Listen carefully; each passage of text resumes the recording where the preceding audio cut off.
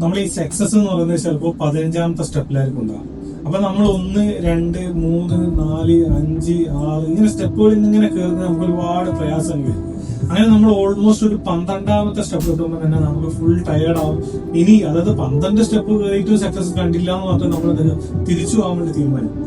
അപ്പൊ ശരിക്കും പറഞ്ഞാല് 15ൽ സക്സസ് ഉണ്ട് ആരും നമുക്ക് പറഞ്ഞു തന്നില്ല.